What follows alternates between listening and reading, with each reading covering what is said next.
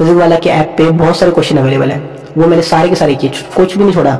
और बायोलॉजी में तो थोपी गई थी कि मम्मी अगर इस बार होगा तो ठीक है, नहीं तो पापा के साथ कारपेंटर का काम करने चला जाऊंगा। Hello everyone, welcome back to the channel. Myself Mohammed Junaid, second professional MBBS student. तो गाइस कैसे हो आप सब लोग? यार वो कहते हैं ना कि अगर आप पत्थर फेंको तो जरूरी नहीं है कि पत्थर से आम टूटे ही टूटे, कुछ कोशिशें तैयारी के लिए भी होती है। तो यार इसी कोट का जीता जाता उदाहरण मेरा दोस्त सुनील शर्मा, इससे मिलाऊंगा आपको। और ये मतलब बहुत ही मोटिवेटेड पर्सन है और मोटिवेटिंग पर्सन भी है। ठीक है यार, इससे काफी ज्यादा मोटिवेशन मिलेगी आप लोगों को और गाइडेंस भी मिलेगी। इससे क्यों मिलवा रहा हूँ, आपने पहले ही इनका वीडियो देख रखा है और आप लोग चाहते थे कि इसका कंप्लीट इंटरव्यू आए। मैं इसका कुछ भी बोल सकता हूँ क्योंकि मेरा तो दोस्त है, तो मतलब इतनी इज्जत तो नहीं दूंगा भाई, तो ठीक है। सही बात है। तो यार वापस आते हैं टॉपिक पे। तो इनकी जो रैंक है अपना एक बार इंट्रोडक्शन दे दो यार। हेलो दोस्तों, मेरा नाम सुनील कुमार है और नीट 2022 में मेरे 650 मार्क्स है एंड रैंक है 4519। इस पे शायद तुम्हें कॉलेज भी मिल गया है ना जी। तो कॉलेज कौन सा मिला ये भी बता दो यार, ये बहुत ज्यादा इंटरेस्टिंग चीज है। सो गाइस, मुझे दिल्ली में Maulana Azad medical college allot हुआ है and I am very happy for that. तो यार भाई को MAMC मिल गया है, तो मतलब ये आपको ये बताना चाहेंगे कि मतलब MAMC के पीछे की क्या स्टोरी है? क्या इनको इतनी आसानी से MAMC मिल गया? क्या इतनी आसानी से इनकी अच्छी रैंक आ गई, 650 मार्क्स आ गए? तो यार अपनी कंप्लीट जर्नी बताओ एक बार। मतलब तुम्हारा ड्रॉप कौन सा था? ये 6th ड्रॉप था एंड 7th अटेम्प्ट था मेरा। 6th ड्रॉप और 7th अटेम्प्ट। देख सकते हो कि कितना पेशेंस रखना पड़ा होगा और कितना मतलब मेंटल प्रेशर होता है यार बंदे के पास। बहुत ज्यादा प्रेशर आता है आसपास से कि इतने ड्रॉप पे ड्रॉप लिए जा रहे हैं, ड्रॉप पे ड्रॉप लिए जा रहे हैं। तो क्या ये प्योर ड्रॉप था बिल्कुल, या कुछ और भी कर रहे थे साथ में? जी, एक हिसाब से कह सकते हो प्योर ड्रॉप था, क्योंकि मैंने BSc ज्वाइन किया था लेकिन फर्स्ट ईयर के एग्जाम देने के बाद दोबारा कभी एग्जाम दिया ही नहीं, सेकंड और थर्ड का, क्योंकि मैं नीट के एग्जाम से एग्जॉस्ट नहीं हुआ लेकिन BSc के फर्स्ट ईयर का एग्जाम देके एग्जॉस्ट हो गया। वो होता है ना यार कि मतलब नीट ही जिसको करना है तो उसको कुछ और पसंद नहीं आता, फिर वही वाली बात है तुम्हारे साथ। नीट की स्टोरी जाने से पहले मैं आपको अपने बारे में बता देता हूँ कि मैंने मेडिकल सेक्टर ही चूज़ क्यों किया, मेडिकल फील्ड में क्यों एंट्री ली मैंने। असल में 10वीं क्लास तक मुझे बायोलॉजी बिल्कुल पसंद नहीं थी, लिटरली बिल्कुल पसंद नहीं थी। 11वीं क्लास में मैंने अपना स्कूल चेंज किया और नए स्कूल में मैंने एडमिशन लिया, that is RPV Paschim Vihar, जहाँ पर एंट्रेंस एग्ज़ाम दिया। और उसके बाद जब हमें स्कूल क्लास में एडमिशन मिलने की बारी आई तो वहाँ पे टीचर ने बोला कि नॉन मेडिकल की जो सीट्स है फुल हो गई, सबको मेडिकल लेना पड़ेगा। मैंने मैडम से बोला नहीं मैडम, मुझे मेडिकल लेना नहीं था, मेडिकल लेना नहीं था तुम्हें? जी नहीं। और मेडिकल गलती से मिल गई? गलती से मेडिकल यार मतलब बहुत इंटरेस्टिंग है, बता। तो उन्होंने बोला कि मेडिकल की सीट्स बची है, आपको मेडिकल में ही जाना पड़ेगा। तो मैडम ने बोला कि प्रॉब्लम क्या है, देखो आपके पास मैथ भी है, आप बायोलॉजी एडिशनल सब्जेक्ट की तरह पढ़ लेना, उसे सिर्फ पास ही करना है आपको, अगर आपको नॉन मेडिकल फील्ड में जाना है तो भी आप जा सकते हो। तो मैंने कहा ओके मैम ठीक है। फिर वही है ना, इनके पास सारे सब्जेक्ट, मैथ भी थी और फिजिक्स केमिस्ट्री तो दोनों में कॉमन होती है, मेडिकल और नॉन मेडिकल में। तो मैथ्स भी थी, तो इस मैडम ने यही सलाह दी कि यार स्कूल में अगर आना है और सीट्स फुल हो चुकी है नॉन मेड की, है ना, तो मेडिकल में ही ले लो, आगे JEE का पेपर दे देना, कुछ इस तरह का होगा। ठीक है, मतलब मेडिकल में बायोलॉजी में बिल्कुल भी इंटरेस्ट नहीं था उस टाइम पे, बिल्कुल नहीं था। वाह।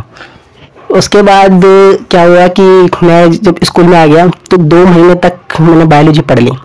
उसके बाद क्लास टेस्ट हुआ हमारे पहले, और फर्स्ट क्लास टेस्ट में तकरीबन हर सब्जेक्ट में मेरे अच्छे खासे नंबर आए थे, 10 अबव थे। बट एक बायोलॉजी में मेरे आए थे 1 आउट ऑफ 20। तो बायोलॉजी में मेरे 1 आउट ऑफ 20 आए थे। तो मेरे टीचर ने मुझे बुलाया और बोला कि भाई तू बायोलॉजी छोड़ दे, मैं मैडम से बात कर लूँगा, तुझे नॉन मेडिकल फील्ड में भेज दिया जाएगा। लेकिन यहाँ पर अब बात यह है ना कि 2 महीने में बायोलॉजी पढ़ चुका था और बायोलॉजी में पे थोपी गई थी। तो अब मेरा ईगो सामने आ गया था कि मेरी परफॉर्मेंस के बेसिस पे कोई मुझे बायोलॉजी छोड़ने के लिए कैसे कह सकता है। ऑफ कोर्स मैं एक एवरेज स्टूडेंट था, लेकिन इतना खराब भी नहीं था कि मेरी परफॉर्मेंस के बेसिस पे मुझे कोई सब्जेक्ट छोड़ने के लिए कहा जाए। तो मैंने अपने ईगो की वजह से और जिद की वजह से मैंने बायोलॉजी छोड़ने से मना कर दिया। तो सर ने मुझे कहा कि अगले टेस्ट में परफॉर्म करना पड़ेगा। मैं कहा सर कर लूँगा, कोई दिक्कत नहीं है। तो सेकेंड टेस्ट के लिए मैंने जिद में पढ़ना शुरू किया, लेकिन मैं बायोलॉजी ढंग से पढ़ने लग गया।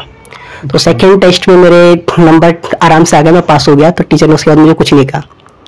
अब देखो यहाँ से एक चीज़ और इंटरेस्टिंग हुआ कि बायोलॉजी में पढ़ने लग गया, पढ़ते पढ़ते जिद में पढ़ना शुरू किया, लेकिन जैसे ही ह्यूमन फिजियोलॉजी स्टार्ट हुई मुझे चीज़ें समझ में आने लग गई और उस दिन मुझे एक बात समझ में आई कि आपको कोई सब्जेक्ट इसलिए पसंद नहीं आता क्योंकि वो आपको समझ में नहीं आता। उस तरीके से जैसे जैसे ह्यूमन फिजियोलॉजी के चैप्टर आगे बढ़ते गए, मुझे बायोलॉजी में इंटरेस्ट मेरा बढ़ता गया, और जैसे जैसे फिजियोलॉजी का सब्जेक्ट जब आखिरी लेवल तक गया, मेरा बायोलॉजी में पीक इंटरेस्ट आ गया।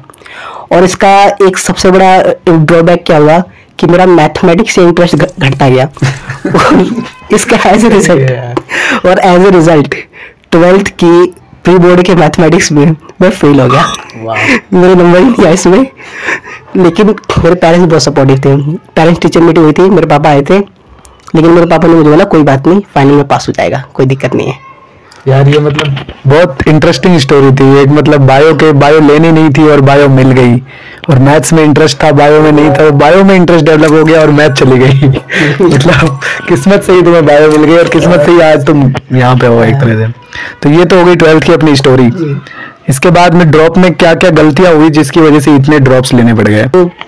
12th के साथ ही मैंने अपना पहला अटेम्प्ट दिया जिसमें मेरे 250 मार्क्स आए थे। रिजल्ट नहीं देखा था मैंने, बस आकाश के आंसर किसी चेक किया था, तो मुझे समझ में आ गया था सिलेक्शन होना नहीं है, तो मैं अगले साल की प्रिपरेशन मैंने स्टार्ट कर दी। और मैं एक एवरेज स्टूडेंट था, 12th में मेरे सिर्फ 72% मार्क थे, तो उतना बढ़िया भी स्टूडेंट नहीं था, तो इसीलिए मैंने सोचा कि कहीं से कॉन्सेप्ट क्लियर करने के लिए कोई कोचिंग ज्वाइन कर लीजिए। और इस तरीके से मैंने कोचिंग ज्वाइन कर ली और पूरा साल मैं पढ़ रहा था, लेकिन 3 मेजर गलतियाँ हुई जिस वजह से 2017 का एग्ज़ाम मेरा ख़राब गया।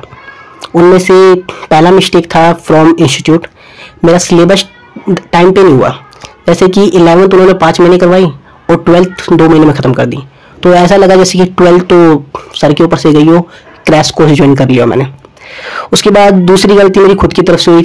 उस टाइम पे मुझे ऐसा लगता था कि चीज़ों, अगर आपको कोई भी सब्जेक्ट पढ़ना है तो आपका कॉन्सेप्ट स्ट्रॉन्ग होना चाहिए। अगर आपको कॉन्सेप्ट आता है तो बड़ी आराम से आप क्वेश्चन कर लोगे। और इस वजह से मैंने क्या किया कि कॉन्सेप्ट तो मैं बहुत अच्छे से पढ़ रहा था, लेकिन क्वेश्चंस की प्रैक्टिस नहीं मैंने किया। लगा कि क्वेश्चन कॉन्सेप्ट मेरे अच्छे हैं, कर ही लूँगा। और इस वजह से मुझे 2 नुकसान हुए। पहला, मेरी स्पीड जो थी वो कम थी क्वेश्चन करने की, जिस वजह से मेरे क्वेश्चन बहुत सारे छूटे। और दूसरा, मेरी एक्यूरेसी कम थी, जिस वजह से मेरे बहुत सारे क्वेश्चन गलत भी हुए। और उसके बाद तीसरा मेरा जो गलती थी मैंने की, मॉक टेस्ट। एक्चुअली मैं उस टाइम पे क्वेश्चन पेपर बहुत डिफिकल्ट आता था। किसी भी इंस्टीट्यूट में आप क्वेश्चन पेपर उठा के देख लो, नीट का भी क्वेश्चन पेपर काफी डिफिकल्ट आता है, लेकिन नीट में 90% क्वेश्चन लगभग एनसीईआरटी से होते थे। लेकिन इंस्टीट्यूट वाले उल्टा करते थे, वो लोग अपने सिलेबस में 50% आउट ऑफ देते थे। होता है इंस्टीट्यूट में कई बार क्या होता है कि बाहर की चीजें बहुत ज्यादा पढ़ाई जाती है। तो यार अभी जो है ना बिल्कुल एनसीईआरटी ओरिएंटेड है अपना नीट का पेपर। उस टाइम इतना नहीं था, थोड़ा नीट से ज्यादा बाहर से आता था, अब तो बिल्कुल ही ओरिएंटेड है। उस टाइम भी आता था एनसीईआरटी से ही, मेजर पार्ट तो एनसीईआरटी से ही, सिलेक्शन एनसीईआरटी से ही होना है, बट उस टाइम बाहर से चीजें भी आती थी। तो इस वजह से इंस्टीट्यूट वाले क्या करते थे, बाहर की चीजों पर बहुत ज्यादा फोकस कराते थे। इसमें हुआ क्या कि इंस्टीट्यूट में मेरे नंबर तकरीबन 450-500 के अराउंड आ जाते थे। तो मुझे लग रहा था कि इंस्टीट्यूट में सिलेबस इतना बाहर से आ रहा है और 450-500 मेरे आराम से आ जा रहे हैं, तो जहाँ नीट में 90% पोर्शन एनसीईआरटी से आएगा, वहाँ मैं आराम से 550 ले आऊँगा। और उस टाइम पे यही कट ऑफ होती थी, तो मुझे लगता सिलेक्शन हो ही जाएगा। और इसी वजह से उस टाइम के मेरे मॉक टेस्ट में सेटिस्फाई हो जाता था। मैंने कभी अपनी गलती को इम्प्रूव करने की कोशिश नहीं की इस वजह से। और ये मेरा सबसे बड़ा ड्रॉबैक था कि मैंने गलतियों को इम्प्रूव ही नहीं किया, क्योंकि मुझे लग रहा था मेरे सेटिस्फाई मार्क आ रहे हैं। और इसी वजह से मेरे फाइनल में एग्जाम बहुत ख़राब गया। मेरे मार्क्स 393 आए, रैंक अराउंड 70,000 थी, जो कि आज की डेट में आप देखो तो मुश्किल है 393 पे आपको इतनी रैंक लाना। 393 पे रैंक बहुत पीछे चली जाती है। उस टाइम क्या है कि कट ऑफ भी कम जाया करती थी, अब कट ऑफ ही इतनी आई जाती है ना, वही दिक्कत है। तो ये तो हो गया अपना फर्स्ट ड्रॉप की कहानी। बाकी सालों में क्या किया जो जिनकी वजह से रह गए थे? तो फर्स्ट ईयर इस तरीके से मेरा चला गया। उसके बाद सेकेंड ईयर के लिए थोड़े पैसे नहीं जमा हो पाए, तो मैंने सेल्फ स्टडी की। और दूसरे साल मेरी सबसे बड़ी गलती थी, टाइम वेस्ट बहुत हुआ। मेरे भाई की शादी थी, उस वजह से 2 महीने मैंने ख़राब किए। उस दौरान मैंने पढ़ाई नहीं की, जो मेरी गलती थी। मुझे एक्चुअली मैं पढ़ना चाहिए था उस दौरान, लेकिन मैं पढ़ नहीं पाई, ये मेरी गलती थी। मतलब बहुत क्रूशियल टाइम पे भाई की शादी हो गई है। भाई की शादी हो गई होता है कई। और उसके बाद एक चीज़ और हुई कि फर्स्ट ड्रॉप के बाद मैंने सोच लिया कि प्योर ड्रॉप नहीं लूँगा, तो मैंने बीएससी ज्वाइन की थी। और बीएससी ज्वाइन करना था तो उसका एग्जाम मुझे देना था 2018 में जुलाई में। अब इग्नू में प्रॉब्लम ये होती है कि आपको असाइनमेंट सबमिट करने होते हैं, तो इस वजह से ना मैंने मार्च के दौरान पूरा असाइनमेंट में टाइम वेस्ट कर दिया। तो बिल्कुल एग्जाम से 2 महीने पहले का टाइम मैंने क्रूशियल इंपॉर्टेंट टाइम वेस्ट कर दिया। बहुत क्रिटिकल टाइम, बहुत ही इंपॉर्टेंट और क्रूशियल टाइम था जिसे मैंने वेस्ट कर दिया, और इस वजह से फाइनल में मेरे नंबर ज़्यादा नहीं आए, 436 के अराउंड नंबर आए और रैंक थी अराउंड 50,000। फिर जब 2018 का एग्जाम मैंने दिया ना, इग्नू का BSc का फर्स्ट ईयर था, मेरा मन नहीं किया उसके बाद दोबारा एग्जाम देने का, फिर मैं नीट ही देंगे। तो फिर 2019 के लिए बिल्कुल इंटरेस्ट खत्म, BSc से मेरा इंटरेस्ट खत्म हो गया, तो फिर मैं अब नीट ही देंगे, 2019 में खाली नीट की प्रिपरेशन करेंगे। लेकिन 2019 में मेरे फादर का एक्सीडेंट हो गया, तो जिस वजह से 3 महीने में पढ़ नहीं पाया बिल्कुल ही। 3 महीने तक मैं, देखो वैसे ये बिल्कुल ख़राब इशू है, मैं जानता हूँ, बहुत बच्चे बोलेंगे कि आपको पढ़ना चाहिए था, लेकिन लिटरली मैं नहीं पढ़ पाया। वही है यार, सबके लिए सब कुछ पॉसिबल नहीं हो पाता। मतलब इसमें ऐसा लगेगा कि यार देख, पापा का एक्सीडेंट हुआ था तो घर में और भी तो लोग वो कर लेंगे, तो मैं बिल्कुल नीट में फोकस होना चाहिए था, इस तरह से होता है। लेकिन कई बार होता है कि कुछ चीजें पॉसिबल नहीं हो पाती है। 2019 में रिजल्ट मेरा और ख़राब हो गया। 2019 में मेरे मार्क्स आए 436, सेम मार्क्स है 2018 के मुकाबले, बट रैंक ड्रेस्टिकली ड्रॉप हुई 50,000 से सीधे 90,000। तो यार अब 2019 आ चुका है, मतलब 3 ड्रॉप हो चुके हैं तुम्हारे, और इतने ड्रॉप के बाद भी कैसे अपने आप को मतलब बांधा तुमने कि हाँ भाई अब भी करना है। इतनी प्रॉब्लम्स हुई, मार्क्स में भी मतलब इम्प्रूवमेंट नहीं आया, ये तो मतलब एक तरह से पूरा साल वेस्ट चला गया एक तरह से देखा जाए तो फिर भी अपने आप को इतना मोटिवेटेड कैसे रखा कि यार नहीं फिर करना है मेरे को। 2019 में रिजल्ट आने के बाद सच में मेरा लिटरली दोबारा मन नहीं कर रहा था देने का, लेकिन मेरे पेरेंट्स काफ़ी सपोर्टिव थे, और 2019 में मैं बहुत रोया था, सच बताऊं लिटरली खूब रोया था मैं।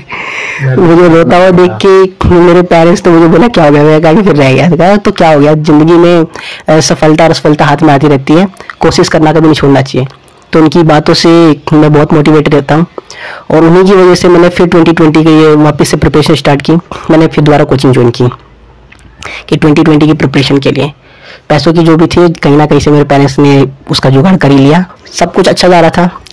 बस आखिरी में 2020 के दौरान फरवरी में जाके हमारा इंस्टीट्यूट बंद हो गया क्योंकि कोविड आ गया। अरे हाँ, वो कोविड बहुत बड़ा, और कोविड की वजह से हमारे कुछ टॉपिक रह गए, तो इसका मुझे काफ़ी नुकसान हुआ फाइनल एग्जाम में, और लिटरली बहुत काफ़ी नुकसान हुआ। और 2020 में मेरे मार्क्स आए 576 एंड रैंक थी 32,500।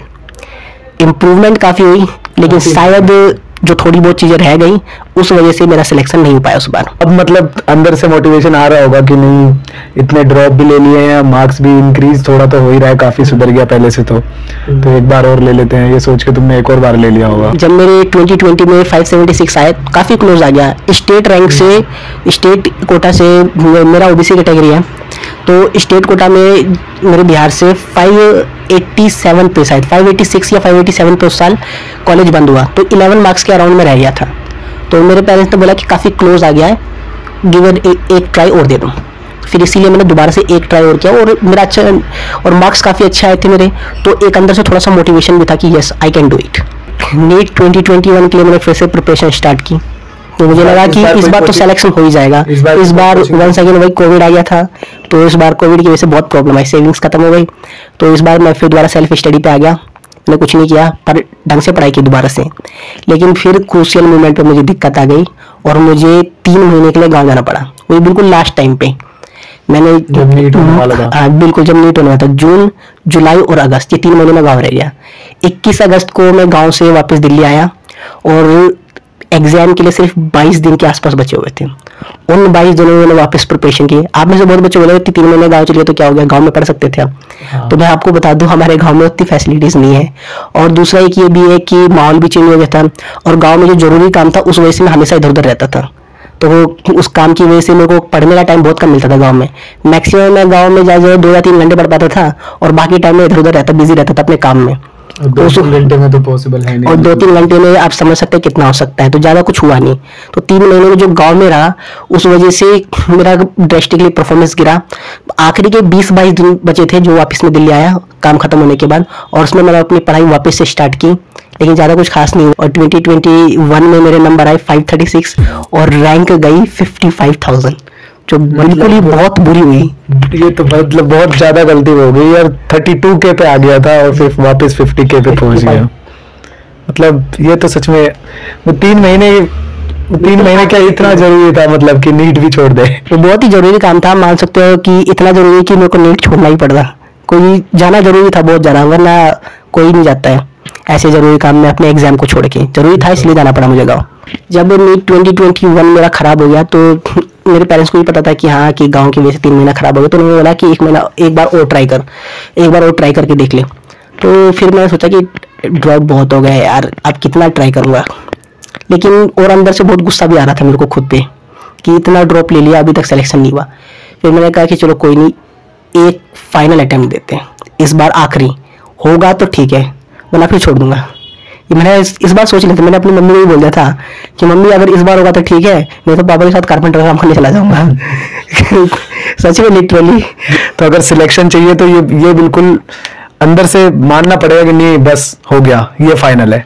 फाइनल अटेम्प्ट मान के देते हैं ना अपन, तो यार रिजल्ट आता है, बिल्कुल आता है। तो अंदर से मानना है कि नहीं इस बार तो चाहे कुछ भी हो जाए, मैं पूरी तरह से 100% दूंगा अपना, 100 क्या 200% दूंगा, पूरी तरह से झोंक दूंगा, लेकिन फाइनल दूंगा। ये जब मान के करोगे तो सिलेक्शन पक्का है। और इसीलिए मैंने फाइनल टाइम सोच के, आखिरी मौका सोच के पूरी जी जान लगा के मेहनत की, पूरा ट्राई किया कि इस बार कुछ नहीं छोड़ना। और शायद इस बार किस्मत भी अच्छी थी कि कहीं से कोई काम नहीं आया इस बार मेरे को, और पूरा साल बढ़िया से मेहनत की इस बार मैंने। और फाइनली जब मैं एग्जाम देकर आया और मैंने रिजल्ट चेक किया, मेरे 650 बन रहे थे और बहुत खुश हुआ। और उसी टाइम मैंने बीएससी छोड़ दिया, मैं काम नहीं पढ़ूंगा और पढ़ना छोड़ दिया। इतनी ज्यादा खुशी हो रही थी अंदर से। तो यार एक बात बता कि अब जब तेरा फाइनल सिलेक्शन हो गया है, तो उस टाइम जब रिजल्ट आया था तब घर वालों के क्या रिएक्शन थे और तेरे क्या रिएक्शन थे? एक हिसाब से मान लो ना, टेडी बियर देख के जिस तरीके से लड़कियां खुश होती है ना, वैसे रिजल्ट देख के हम खुश हो गए थे। रोना आ गया होगा यार। आंखों में आंसू थे, लेकिन खुशी के आंसू थे। खुशी के आंसू थे। पहली बार गम के आंसू नहीं थे मेरी लाइफ में। उससे पहले गम के आंसू रहते थे। उससे पहले हर साल आंसू आते थे, लेकिन गम के आते थे। होता है यार, मतलब ऐसी कंडीशन में चले जाते हैं यार, बंदा डिप्रेस हो जाता है पूरी तरह से। उस टाइम इसने अपने आप को बिल्कुल उठाया, तो मतलब बहुत बड़ी चीज है एक तरह से देखा जाए तो अब तुम्हें कभी रेग्रेट होता है कि यार 6 साल मैंने बर्बाद कर दिए? एमबीबीएस करना, डॉक्टर बनना मेरा सपना था। अगर मैं इसे छोड़ देता तो शायद मैं जिंदगी भर रिग्रेट करता। लेकिन इसे लगातार मैंने अटेम्प्ट किया और 7 अटेम्प्ट में इसे सिलेक्शन लिया, तो मुझे सिर्फ इस 6 सालों का दुख होगा। लेकिन अगर सिलेक्शन नहीं मिलता तो जिंदगी भर का दुख होता। तो यार जब तुम तैयारी कर रहे थे, इतने ड्रॉप्स ले रहे थे, तो कोई रिश्तेदार वगैरह जैसे होते हैं, रिश्तेदार बहुत पूछते ही रहते हैं, उनको बहुत ज्यादा मची रहती है कि भाई ये क्या कर रहा है सुनील आजकल, क्या कर रहा है सुनील आजकल, क्या कर रहा है। तो उनका कभी प्रेशर, और फ्रेंड्स लोगों का प्रेशर कि फ्रेंड्स तो मेरे वहां चले गए, कोई उधर चला गया, कोई उधर चला गया, तो उनकी वजह से कोई माइंड पे प्रेशर तो बिल्कुल रहा होगा। बिल्कुल लगता है जब आप देखते हैं कि आपके आसपास रहने वाले सभी लोग जो आपके साथ पढ़ रहे थे वो आजकल बड़ी बड़ी कंपनी में काम कर रहे हैं या फिर आगे बढ़ गए हैं। और जब आप कभी रिश्तेदार मिलते हैं और वो आपसे पूछ ले कि क्या कर रहा है, तो ऐसे सिचुएशन पे बिल्कुल ऑकवर्ड लगता है, अजीब सा लगता है कि क्या बताए। और ऐसे टाइम पे ना, इसीलिए ऐसे टाइम वो मैं अवॉइड करता था कि पूरी कोशिश करता था कि रिश्तेदार से ना मिलूं। लेकिन अगर कभी मिल जाता, कोई रिश्तेदार मिल जाता था तो ऑफकोर्स अजीब सा लगता था, बिल्कुल खराब। थोड़ा सा सुन लेते थे कि वही जो अजीब सी फीलिंग आती है, सबको आती है, हमें भी आती है। और लेकिन फिर भी किसी तरह से अपने आप को मनाया कि नहीं भाई इन सबसे क्या लेना देना, अपन को अपनी जिंदगी बितानी है, अपने हिसाब से काम करना है। ये सब तो बोलते रहेंगे, ताना माना दुनिया का काम है, आपका काम है मेहनत करना। तो यार इस बार जो नीट दिया था उसमें फिजिक्स में तेरे 180 आउट ऑफ 180 थे, तो उसका क्या राज है? 180 आउट ऑफ 180 कैसे आए? आखिर ऐसा क्या किया मतलब इतना ज्यादा? क्योंकि फिजिक्स में शायद पिछली बार तेरे कम थे बहुत, जहां तक मुझे पता है पर्सनली। 75 to 80 के अराउंड। पिछली बार 75 to 80 के अराउंड कुछ समथिंग। फिजिक्स में सबसे इम्पोर्टेंट रहता है आपके कॉन्सेप्ट्स, जो आपको कॉन्सेप्ट्स अच्छे से पढ़ने पड़ते हैं। उसके बाद प्रैक्टिस, जितनी ज़्यादा आप प्रैक्टिस करोगे फिजिक्स उतनी आपकी इम्प्रूव होगी। तो मैंने फिजिक्स की प्रिपरेशंस के लिए यूट्यूब के चैनल देखता था, फिजिक्स वाला के नॉर्मली देखता था मैं, तो उन्हीं के वीडियोस देखता था। और मुझे भी तभी पता चला जब वो फेमस हुए, उससे पहले मैं भी नहीं जानता था। तो जब फेमस हुए तो मैंने देखा कि हाँ कंटेंट कैसा है, तो काफ़ी बढ़िया कंटेंट था। फिर मैंने देखा हाँ काफ़ी अच्छा था, तो वहीं से मैंने यूट्यूब से फिजिक्स की जितने भी अपने कॉन्सेप्ट्स है वो मैंने वहीं से किए। इसके अलावा प्रीवियस ईयर भी मैंने बहुत सारे जो कर रखे थे, इंस्टीट्यूट किए हुए थे, वहाँ से मैंने प्रैक्टिस की अपनी। और फाइनली आखिरी जो चीज़ होती है ना फिजिक्स में, क्वेश्चंस की मैक्सिमम प्रैक्टिस, तो वो मैंने अच्छे से की। फिजिक्स वाला के ऐप पे बहुत सारे क्वेश्चन अवेलेबल हैं, वो मैंने सारे के सारे किए, कुछ भी नहीं छोड़ा। जो भी बढ़िया से रिलेटेड क्वेश्चन थे सारे किए। तो वहीं से मेरी प्रिपरेशन हुई और उसी वजह से जो बढ़िया जो मैंने प्रैक्टिस की, सारे कॉन्सेप्ट अच्छे से किए, उसी से मेरे नंबर आए इस बार अच्छे इंप्रूव हुए और 180 ऑफ 180 आए। फिजिक्स वाला कोई बैच थोड़ी ले रखा था तुमने? बैच कोई सा नहीं लिया था, मैं फिजिक्स वाला की यूट्यूब चैनल से मैं वो पढ़ रहा था, उनके यूट्यूब चैनल का फ्री वीडियो देखता था। और फिजिक्स वाला का जो आपका ऐप है ना, उस पर फ्री क्वेश्चन अवेलेबल है, उस पर बहुत सारे क्वेश्चन फ्री में अवेलेबल है। वो लास्ट ईयर या लॉन्च हुए भी थे। मेरी किस्मत बढ़िया थी, सही टाइम पे लॉन्च किया उन्होंने, और इसी वजह से मेरी प्रिपरेशन बहुत अच्छी हो गई।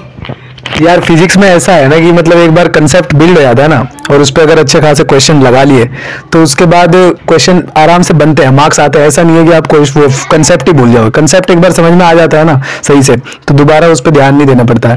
फिर उसके बाद वही है, प्रैक्टिस बहुत ज्यादा चाहिए, क्वेश्चन, लॉट ऑफ क्वेश्चंस करो। बच्चे ऐसा क्या करें जिनसे मतलब मार्क्स उनके बहुत ज्यादा इंप्रूव हो। चाहे आप नीट कर रहे हो या कोई सा भी एग्जाम कर रहे हो, दुनिया का किसी भी टाइप का एग्जाम हो, उसके सिर्फ 4 ही तरह के स्टेप्स होते हैं। इस सबसे पहला स्टेप है सिलेबस। आपको आपका सिलेबस पता होना चाहिए। बेकार की चीजें पढ़ के कोई फायदा नहीं है, क्योंकि पढ़ने के लिए आपके पास पूरी जिंदगी बैठी है। अभी आपको एंट्रेंस एग्जाम क्लियर करना है, तो वही पढ़िए जो आ रहा है। वो बोलते हैं ना स्मार्ट वर्क, हार्ड वर्क नहीं, स्मार्ट वर्क।